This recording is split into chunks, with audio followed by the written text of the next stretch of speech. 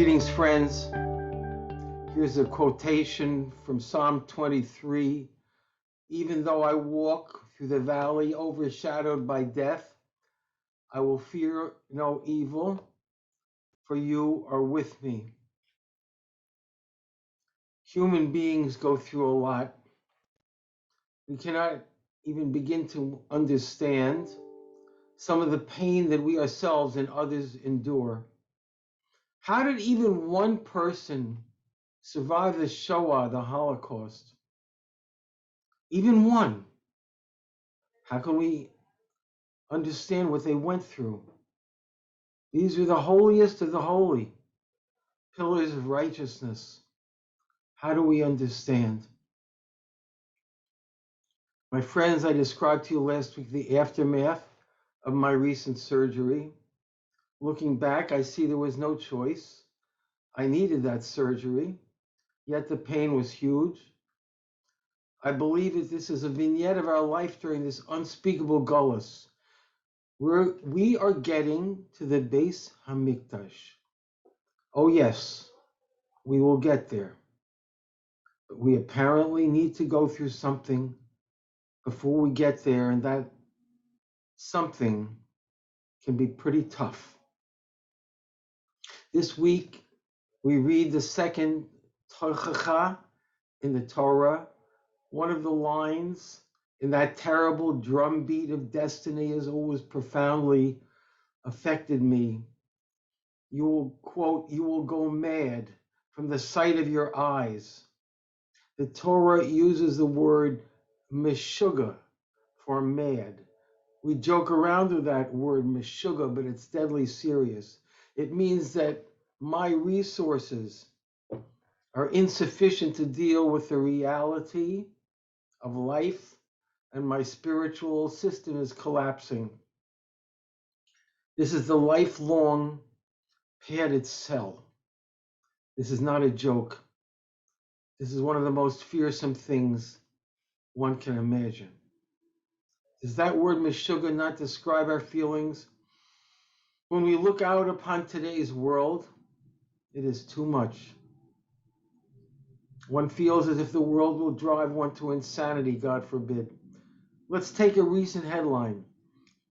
Please excuse me because I make it a practice not to hear the news, but I understand that this happened. Here's the headline: Taliban takeover.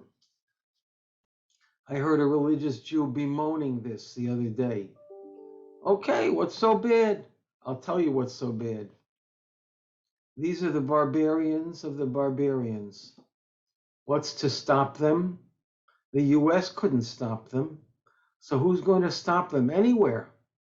Who's to stop them from taking over the planet and turning it into the Stone Age? And then I thought of the only thing that can ever save us anywhere.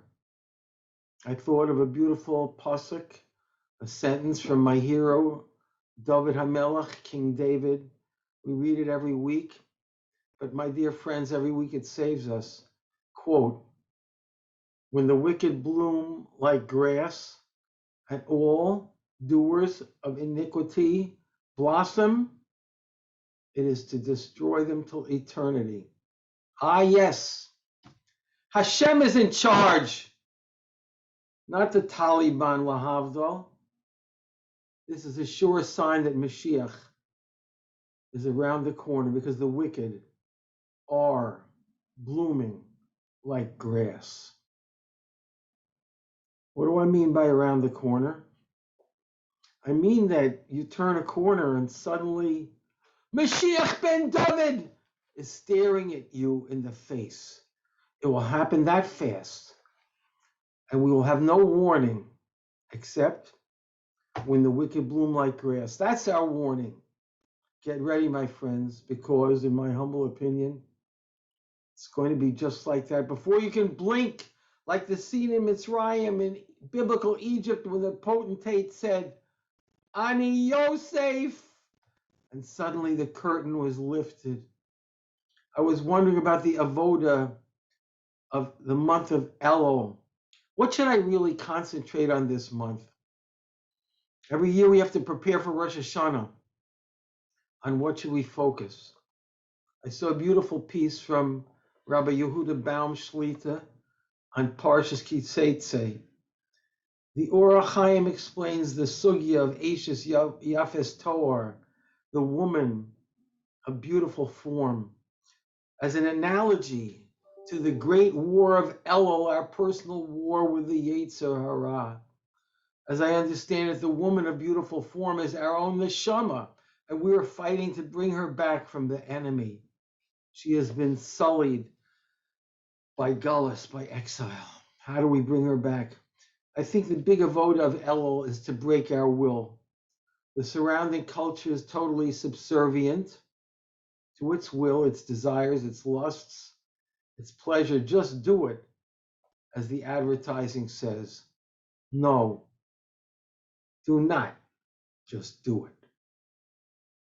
Do not. Do what Hashem says, not what my desire says to do.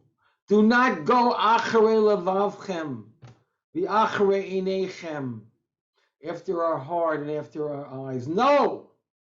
That's the way of the Umos HaOlam, the surrounding nations. No!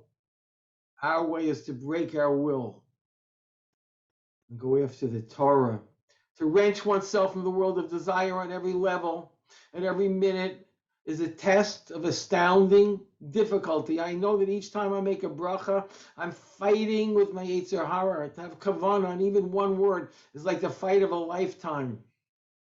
I feel the Yetzer Hara as they're in their wrestling with me. I have to fight to concentrate on each word, each mitzvah, every second of my life. If we go through life listening to and obeying the voice of Hashem, that's what it's all about. Each moment is a war. We're trying to grab our neshama back from the enemy. We're trying to break our will. It can be done because our people have done it over the ages. That is how we have become the holy nation. Look at Avram Avinu, talk about breaking your will. How did he bring his beloved son to the Akedah? But he did it. That is why his children are the holy of the holy. How did Yosef resist there in the court of Potiphar, where, quote, no one was looking? But he did it. He saw the image of his father, and that's why his children are holy of the holy. How did our Yidden survive the Shoah and hold on to Hashem? I don't know, but they did it. Their children are holy of the holy.